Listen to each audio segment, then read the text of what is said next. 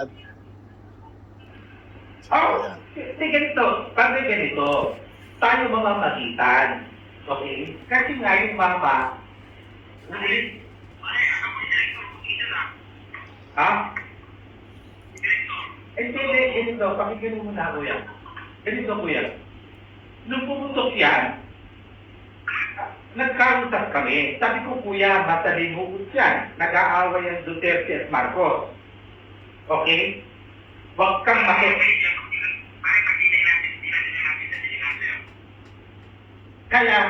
kaya nga ganito, padre.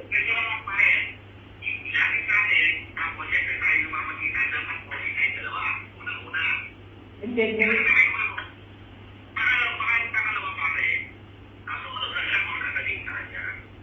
yun kuya, padre, no? Naiintindihan ko yun. Kaya uulitin ko, padre, yung mama, hindi niya ginusto ang sitwasyon niya. Hindi niya ginusto, padre. Never. Sinabi ko na pero kaya mo hawakan yan. Kaya mo siya hawakan.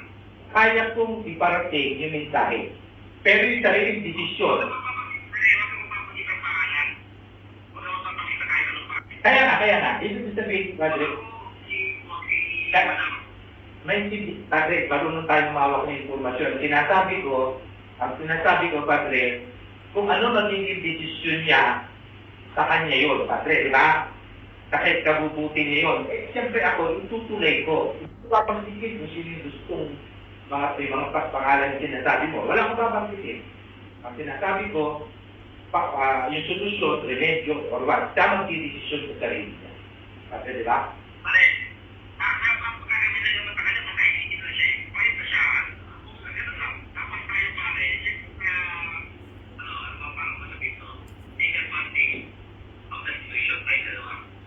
Hindi. Matulungan natin, padre. Kasi siyempre yung mama.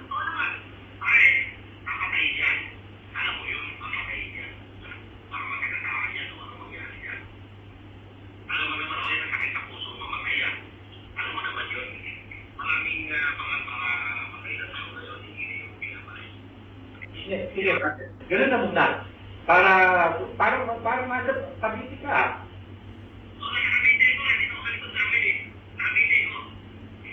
Pati, ano nga, pipintas ka? Pipintas.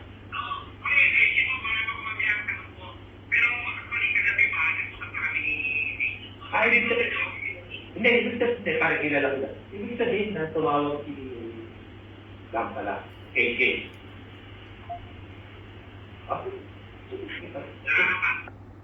Ayan.